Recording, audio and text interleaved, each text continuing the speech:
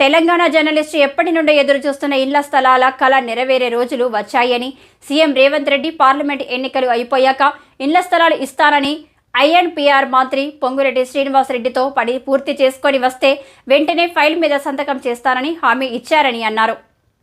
TUWJ 143 రాష్ట్ర ఉపాధ్యక్షుడు BR Lenin, ఈ కార్యక్రమంలో ఐజేయు రాష్ట్ర నాయకులు దాసరి కృష్ణారెడ్డి, ఫెడరేషన్ హన్మకొండ జిల్లా అధ్యక్షులు టీవీ రాజు పాల్గొన్నారు. 2009 నుంచి ఫైల్ చేస్తూనే ఉన్నాం. సొసైటీస్లో జర్నలిస్ట్ ప్రతిసారి ముఖ్యమంత్రులకు ఇచ్చినాం, వైఎస్ రాజశేఖర రెడ్డికి ఇచ్చినాం రిప్రజెంటేషన్. ఆయనే జాగ్రత్త ఇచ్చిండు, దురదృష్టవశాత్తు ఆయన చనిపోయాడు. బహుశా ఆయన ఉంటే మనకు అందరికీ జాగ్రత్త వచ్చునేమో, ఎందుకంటే ఆయన ఇచ్చిన క్యాబినెట్ కదా. 2009 నుంచి 2014 వరకు ఆయన బతుకుంటే బహుశా వరంగల్ జిల్లా జర్నలిస్టులకు, నగర జర్నలిస్టులకు, హైదరాబాద్ నగర జర్నలిస్టులకు జాగ్రత్త చేయలేదు. కానీ రా 2014 నుంచి 23 దాకా ఫైటింగ్ చేస్తూనే ఉంది కేసీఆర్ గవర్నమెంట్. కేటీఆర్ వచ్చిండు, హామీ ఇచ్చిండు.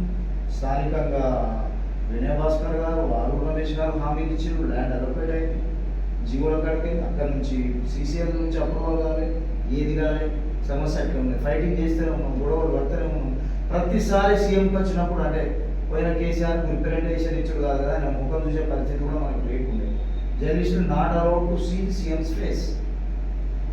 వరంగల్ మనం వస్తే బయట కూర్చొని కట్టంలో కూర్చొని మన దాన్ని చూసి రాసుకునేది, స్క్రీన్ చూసి రాసుకునేది, అంతే కదా. సీఎం దగ్గరికి పోయే పరిస్థితి లేదు కదా. 23 ఎన్నికల ముందు ఇవి వచ్చినాయి, అయిపోయినాయి, సంతకాలు అయిపోయినాయి, అందరూ ఆశతో చూసిండు. తీరా వచ్చే వరకు అయిపోయినాయి, గవర్నమెంట్ మారిపోయింది, మళ్ళీ 5 స్థితికి వచ్చింది, మళ్ళీ ఆశ నిరాశ అయిపోయింది. కేసీఆర్ గవర్నమెంట్ మరి ఎందుకో హైదరాబాద్ జర్నలిస్టులకు, వరంగల్ నగర జర్నలిస్టులకు జాగాలు ఉన్నా, క్యాబినెట్ అప్రూవల్ అయినా ఇవ్వలేదు. ఆయనకి ఇష్టం లేదా, స్థానిక ప్రజాప్రతినిధుల ఒత్తిడా, లేకపోతే ఆయనకి జర్నలిస్టులు అంటే ఇష్టం లేదు, జాగాలు ఇచ్చుడు ఇష్టం లేదు. మొత్తానికి 2014 నుంచి 2023 వరకు ఎక్కడా జాగాలు ఇవ్వలేదు. ఇంకొకటి ఆయన వేసిన ఒక మనకు ఒక ఏమంటారు, ఒక వెసులుబాటు అంటే ఒక మంచి పని ఒకటి చేసి సుప్రీంకోర్టులో కేసు మరి ఎప్పుడైతే చీఫ్ జస్టిస్ ఎన్వి రమణ గారు మనకు చీఫ్ జస్టిస్ అయిందో అప్పుడు మనకు ఒక ఆశ తెలుగు సంబంధించిన ఆయన, మన ఆంధ్రప్రదేశ్ సంబంధించిన ఆయన చీఫ్ జస్టిస్ కావడంతో మన సమస్య కాబట్టి పరిష్కారం దొరుకుతుంది ఒక ఆశతో ఒక పని చేసింది. ప్రతిసారి కోర్టుల కేసు అని చెప్పి లాస్ట్కు మనం అప్పుడు ఉన్నటువంటి ఎమ్మెల్యే, ఆందోళన ఎమ్మెల్యే క్రాంత్ అన్న, మా యూనియన్ జనరల్ సెక్రటరీ ఉండే, ఆయన ఎంబడబడ్డాడు. అప్పుడు ఉన్నటువంటి మీడియా అకాడమీ చైర్మన్ అల్లంనారాయణ సార్ ఎంబడబడ్డాడు. అందరూ యూనియన్ వాళ్ళు ఫైట్ చేస్తున్నారు. కానీ అఫీషియల్గా వీళ్ళు పోయి కలిసి చేయడం వల్ల సుప్రీంకోర్టులో జడ్జితో మాట్లాడి ఒక టీం పల్లె రవి, క్రాంత్ అన్న రెగ్యులర్గా సుప్రీంకోర్టుకు పోయి కేసు పరిష్కారానికి సంబంధించి చేసి ఎన్వి రమణ గారిని కూడా హైదరాబాద్కి వచ్చినప్పుడు కలిసి రిప్రజెంటేషన్ ఇచ్చి సీఎంతో కూడా ప్రెషరైజ్ చేయించి పోయి ఎట్టకేలకు కోర్టు జర్నలిస్టులకు జాగ్రత్త ఇవ్వచ్చు అనేది మనం ఎప్పుడు 2009లో వేసిన కేసు 2023లో పోయిందండి. ఇన్ని రోజులు కోర్టు కేసుతో ఏం సార్, కోర్టు కేసుతో మనల్ని అది పెట్టింది. కోర్టు కేసు అయినాక ఇలా గవర్నమెంట్ అయిపోయినా అప్పటికి టైం ఉండే, కానీ ఇవ్వలేదు. ఎందుకు ఇవ్వలేదు? మనం రెగ్యులర్గా పోతూనే ఉన్నాం, కలుస్తూనే ఉన్నాం.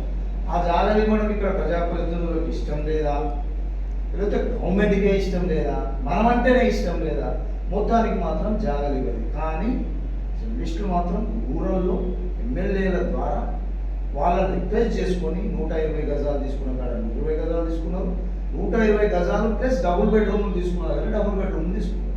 సమస్యగా ఇక్కడ 2 సొసైటీలో ఒకదానికి 9 ఎకరాలు కేటాయించబడ్డది, ఒకదానికి 4.5 ఎకరాలు కేటాయించబడ్డది.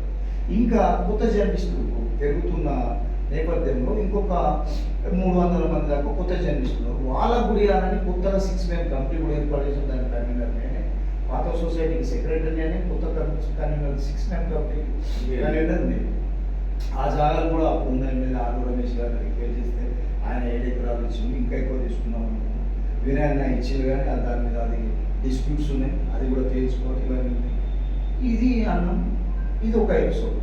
మొన్నటికి మొన్న పొంగులేటి శ్రీనివాస్ రెడ్డి గారు సీతక్క మీరు వరంగల్ కలెక్టరేట్ పెట్టినటువంటి రివ్యూ దాంట్లో నేను వేసి అడిగినా మరి ఎన్నిసార్లు మాట్లాడారు మీరే మంత్రి, మొట్టమొదటిసారిగా 10 సంవత్సరాల తర్వాత ఐఎన్పిఆర్కి ఒక మంత్రి అంటే పొంగులేటి. మనకు ఆ 10 సంవత్సరాలు మంత్రి లేడు, దిక్కు దివాణం లేని డిపార్ట్మెంట్. కాకపోతే ఆయన చేసిన ఒక పని సీఎం చేశారంటే ఎవ్రీథింగ్ అండర్ ప్రెస్ అకాడమీ అనేది అప్పుడు ఆయన డిసిషన్ తీసుకొని అప్పుడున్న 10 సంవత్సరాలు పల్లెనారాయణ సార్ అన్నమాట ఆయనకే అప్పగించింది. ఆయన ద్వారానే అన్ని కార్యక్రమాలు జరిగాయి. కానీ వెల్ఫేర్ యాక్టివిటీస్ జరిగాయి. ల్యాండ్స్ అనేది ఆయన చేతులు లేదు కదా. అప్పటికి ఒప్పించి కరోనా అప్పుడు 20,000 అందరికి ఇచ్చింది. అది వాళ్ళకు ఇచ్చింది. ఒక క్లాసెస్ ఏర్పాటు చేసింది. దళిత్ జర్నలిస్టులకు సపరేట్గా క్లాసులు ఏర్పాటు చేసింది. ముస్లిం మైనారిటీ జర్నలిస్టులకు సపరేట్గా క్లాసులు ఏర్పాటు చేసింది. మహిళలకు సపరేట్గా క్లాసులు ఏర్పాటు చేసింది. 16 బుక్కులను వాళ్ళు అప్పటి మీడియా అల్లమంటే అల్లం సార్ అప్పుడున్న మీడియా అకాడమీ వాళ్ళు 16 బుక్కులను రిలీజ్ చేసింది. సో అదొక వ్యవస్థ అయింది కాబట్టి ఆ వ్యవస్థ ద్వారానే ఇప్పుడు కూడా మీ సమస్యలను పరిష్కరిస్తా అని మొన్న ముఖ్యమంత్రి రేవంత్ రెడ్డి గారు కూడా ప్రకటించారు. అందుకు అనుగుణంగా యూనియనిస్టు అందరికీ గురువు అయినటువంటి జర్నలిస్ట్ ఉద్యమానికి one of the founder Srinivas Reddy గారిని ఇప్పుడు మీడియా అకాడమీ చైర్మన్గా వేసింది.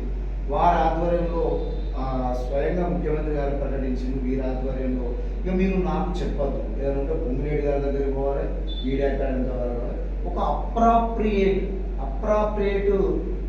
ఫైల్తో రండి అంటే నేను నాకు ఫైల్ ముందర పెట్టాలి, నేను సంతకం పెడతా, మీరు మళ్ళీ సమస్య లాగా తీసుకురాలి అంటే ఒక ఖచ్చితమైనటువంటి అభిప్రాయాన్ని ముఖ్యమంత్రి గారు చెప్పారు. అంటే ఇంతవరకు ఇటువంటి అభిప్రాయాన్ని ఏ ముఖ్యమంత్రి చెప్పారు?